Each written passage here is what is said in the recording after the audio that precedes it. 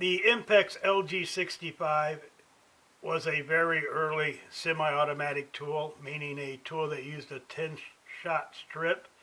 My understanding is that the LG65 was the only tool that really did compete against the DX350 in the early days.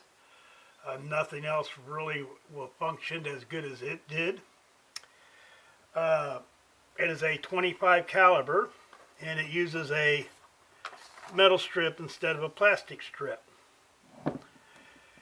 It is called a semi-automatic tool, but to me that's kind of misleading. You put the strip in here,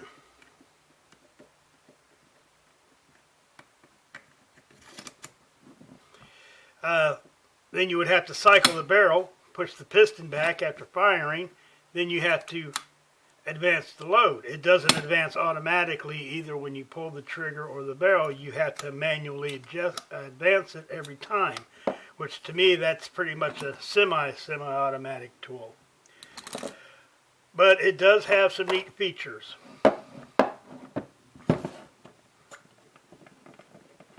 Take the barrel out.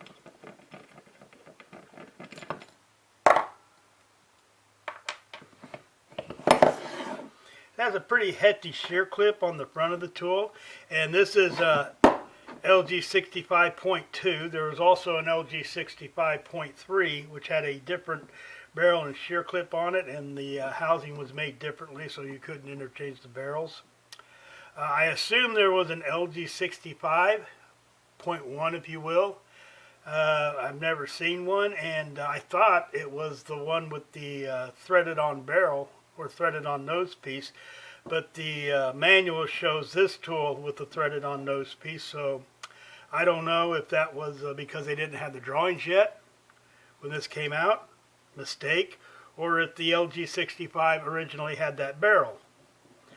So let's get the shear clip off, and it is a sturdy shear clip.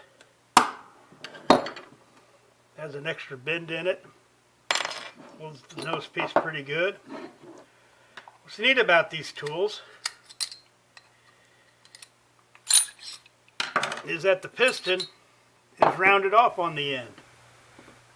There's a better look at the round piston,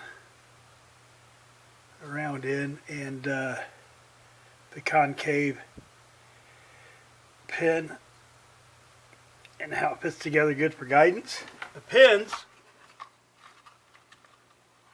have a concaved head so that every time it's fired, the piston automatically centers. Where'd you go? On the top of the pin. Pretty nifty.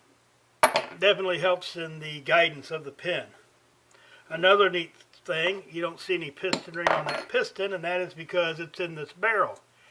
Right here through the strip tool you can feel it, and this is when the ring wore out, which it did take a long time to wear out. You would use a drip pin like this and hammer into there to bend the ring, and use a special tool with a hook to pull it out, and then another special tool to install the piston ring. This cover right here is known as a dust cover, and distributors were discouraged from telling users to take that off. Supposedly the cover was there so that you could access the trigger gear here and put a little lubricant in there. What would happen is, of course, instead of putting a little, they'd put a whole can of WD-40 in there. But I don't think that's really why it was there. I think the reason it was there is so that when you took the handle pad off, you could just push the trigger gear out.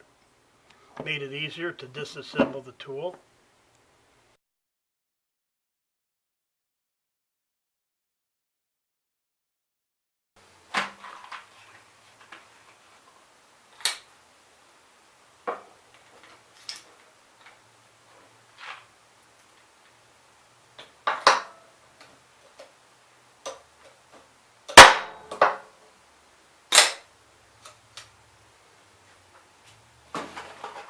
Let's try a 4, see if that does any better.